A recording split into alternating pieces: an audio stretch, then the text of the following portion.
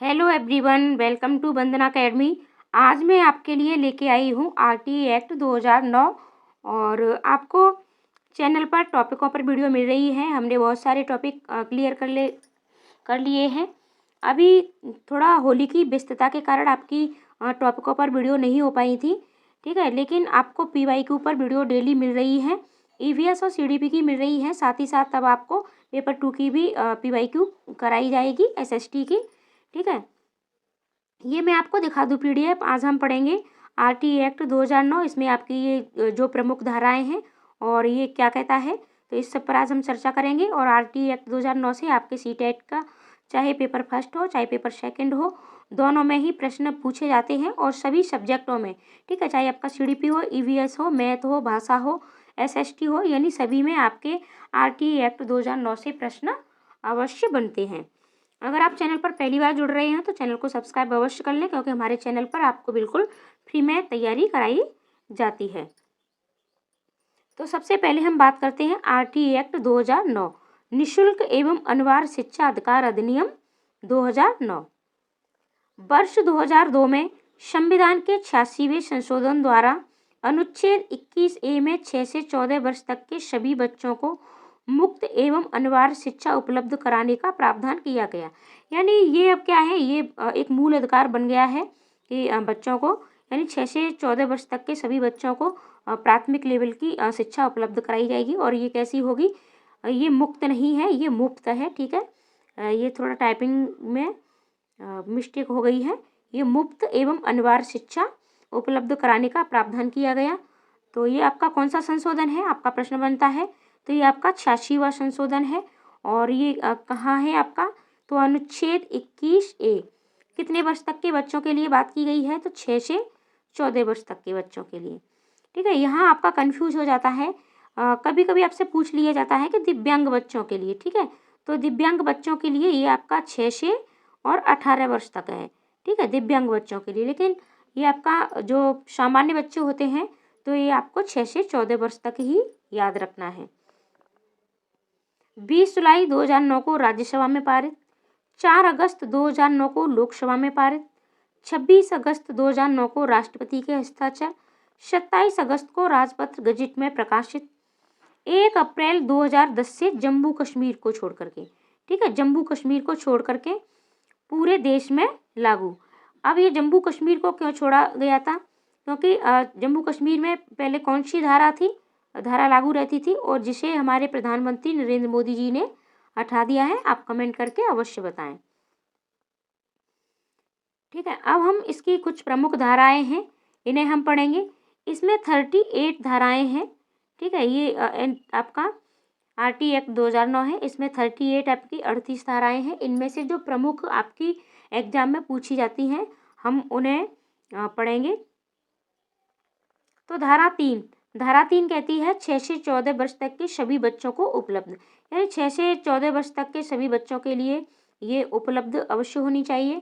और धारा 5 कहती है स्थानांतरण प्रमाण पत्र के बिना भी प्रवेश, यानी ये आपका निजी, ठीक है, यानी जो प्राइवेट स्कूल होते हैं, निजी और आपके सरकारी दोनों स्कूलों में के लिए ये प्रावधान है कि बिना स्थानांतरण, जिसे हम टीसी भी बोलते हैं, अगर बच्चे के पास स्थानांतरण प्रमाण पत्र नहीं है फिर भी उसको स्कूल में प्रवेश से नहीं रोका जाएगा, यानी उसको प्रवेश दिया जाएगा।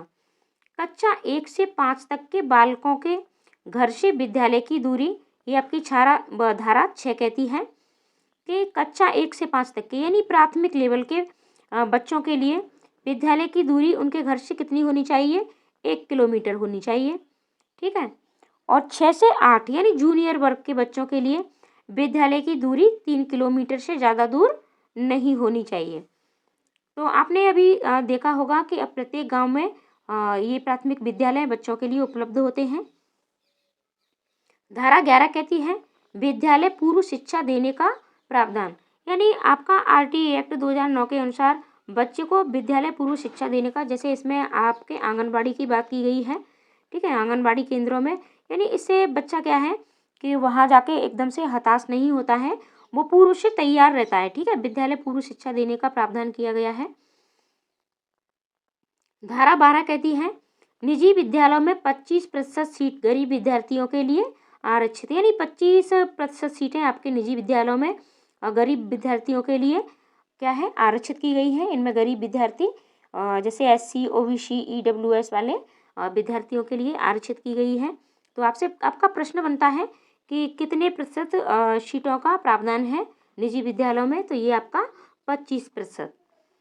धारा 13 में प्रावधान है प्रति व्यक्ति फीस लेने पर जुर्माना देना होगा, यानी किसी भी विद्यालय द्वारा, सरकारी विद्यालय द्वारा अगर कोई भी मतलब अभिभावकों से फीस ली जाती है या प्रवेश फीस ली जाती है या जैसी भी महीने की कोई भी, तो अगर पकड़े जाने पर क्या जुर्माना देना होगा। तो ये अब आपकी क्या है, निःशुल्क है, कोई भी शुल्क आपको नहीं देना होता है। धारा 14 कहती है आयु प्रमाण पत्र न होने पर भी प्रवेश, यानी बच्चे के पास आयु प्रमाण पत्र नहीं है, बर्थ सर्टिफिकेट नहीं है, फिर भी आप बच्चे को प्रवेश देने से नहीं रोक सकते हैं। धारा 15 कहती है निर्धारित अवधि के बाद भी प्रवेश, यानी बिल्कुल जैसे स्कूल का जो सत्र होता है, शैक्षिक सत्र जैसे अप्रैल से शुरू होता है, ठीक है ये, और कोई बच्चा बिल्कुल लास्ट में आपके यहाँ आया है, अप्रैल से नया सत्र चालू हो जाता है, और कोई बच्चा आपके मार्च में आया है, ठीक है, लेकिन फिर भी आप उसे प्रवेश से नहीं रोक सकते हैं, आपको उसमें प्रवेश आपको अवश्य देना होगा। यानी बीच में कहीं कभी भी आ जाए कहीं, ठीक है, आप उसे अवश्य प्रवेश देंगे, आप उसे प्रवेश से नहीं रोक सकते हैं। विद्यार्थी को न तो क्लास में फेल किया जाएगा और ना ही विद्यालय से निकाला जाएगा, ठीक है, ये थोड़ा मिस्टेक हो जाती है, आप समझदार हो, एक टीचर ही हो हमारी तरह, तो क्या है कि नहीं विद्यालय से निकाला जाएगा। अब एक बात आप कमेंट करके अवश्य बताएं, ये मेरे विचार हैं कि कक्षा यानी बच्चे को आप फेल नहीं कर सकते हो, ठीक है, अब बच्चे को आप फेल नहीं कर सकते हो, तो अब एक बात बताइए, कक्षा 8 तक, ठीक है, कक्षा 8 तक आप बच्चे को फेल नहीं कर सकते हैं, तो फिर बच्चा जब 9th में जाएगा, ठीक है, 10th में जाएगा, और फिर वो मतलब यहाँ आके फेल हो जाता है, ठीक है, यहाँ आके वो फेल हो जाता है, क्या ये जो मानदंड है क्या ये सही है? तो बस आप कमेंट करके आप अवश्य बताएं। अगला है आपका धारा 17। धारा 17 कहती है शारीरिक व मानसिक दंड पर रोक, यानी आप बच्चे को कोई किसी भी प्रकार का दंड नहीं दे सकते हो, ठीक है, यानी बच्चे को आप किसी भी प्रकार का दंड नहीं दे सकते हैं, चाहे वो शारीरिक हो या फिर मानसिक हो। किस किसने अपने स्कूल में मार खाई है अवश्य बताना। धारा 23 कहती है शिक्षकों की योग्यताएं, यानी आपका जैसे टेट है, ठीक है, CTET है, यानी ये शिक्षक की योग्यताओं का वर्णन आपकी धारा 23 में किया गया है। धारा 24 शिक्षकों के कर्तव्य हैं। धारा 25 शिक्षक छात्र अनुपात है, यानी कितना शिक्षक छात्र अनुपात होना चाहिए।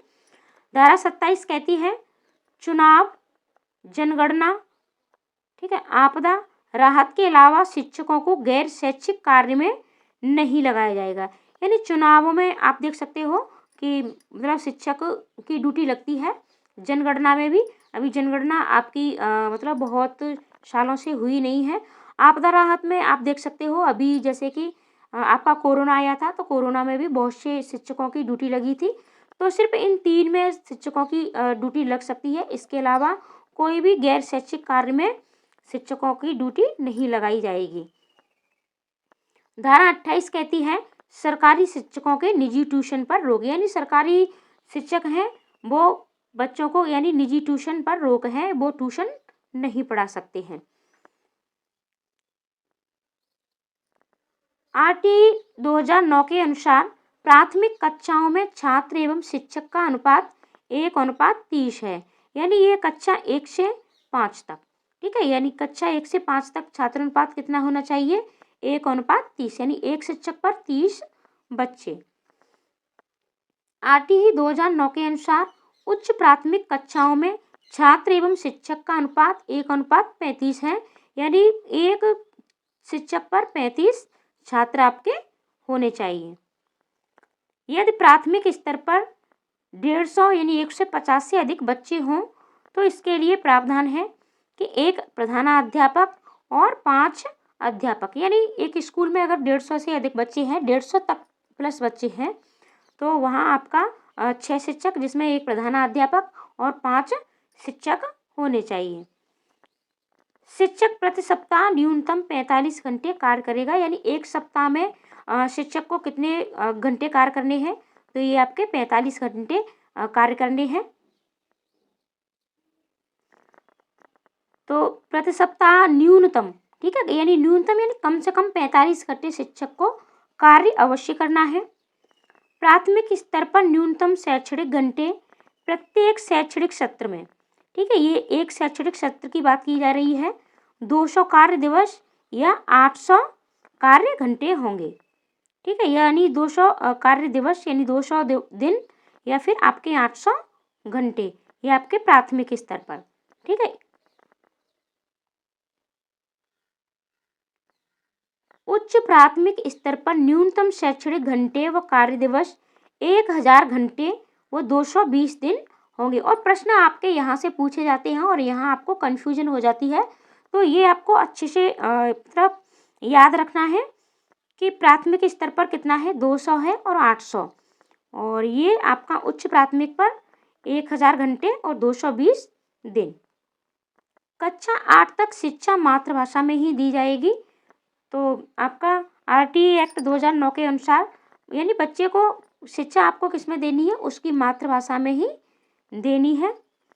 दिव्यांग बच्चों के लिए मुक्त शिक्षा 18 वर्ष तक, ठीक है, यानी मुक्त शिक्षा का ये आपका हर जगह मुक्त हो गया है, लेकिन ये आपका मुक्त नहीं है, ये आपका मुफ्त है, ठीक है। मुफ्त शिक्षा का 18 वर्ष तक, यानी 6 से 18 वर्ष।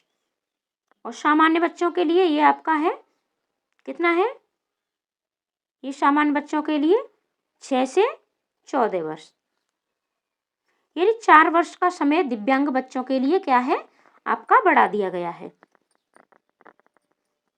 अब बात करते हैं मान एवं मानदंड, यानी ये मानदंड प्रत्येक स्कूल में अवश्य पूरे होने चाहिए, तभी मतलब आपको स्कूल चलाने की क्या है, परमिशन मिलेगी।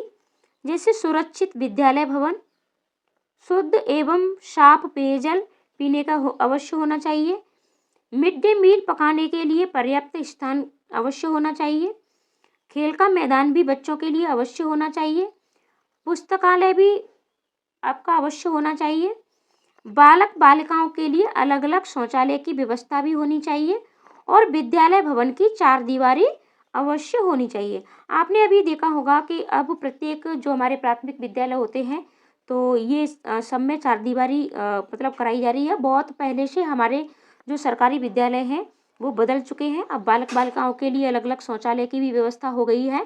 पहले तो किसी के लिए भी शौचालय नहीं होता था, खेल के मैदान भी उपलब्ध कराए जा रहे हैं, पुस्तकालय भी हैं, ठीक है, और शुद्ध एवं साफ पेयजल भी मिल रहा है, और सुरक्षित विद्यालय भवन। अब तो बहुत तरीके की पेंटिंग भी हो रही है स्कूलों में, तो सरकार ध्यान दे रही है, ठीक है। बस थोड़ा पढ़ाई का स्तर ही हमारा घटता जा रहा है, अगर इस पढ़ाई के स्तर पर भी थोड़ा सा ध्यान दे दिया जाए, तो हमारे सरकारी विद्यालय निजी विद्यालयों से बहुत आगे बढ़ जाएंगे। और अगली वीडियो आपको अवश्य मिलेगी और अगले टॉपिक पर मिलेगी, तो आप चैनल पर बने रहें, और साथ ही साथ आपको सारे PYQ कराए जा रहे हैं। तो वीडियो को आप लाइक कमेंट करना बिल्कुल ना भूलें, और अपने दोस्तों को शेयर करना भी बिल्कुल ना भूलें। धन्यवाद।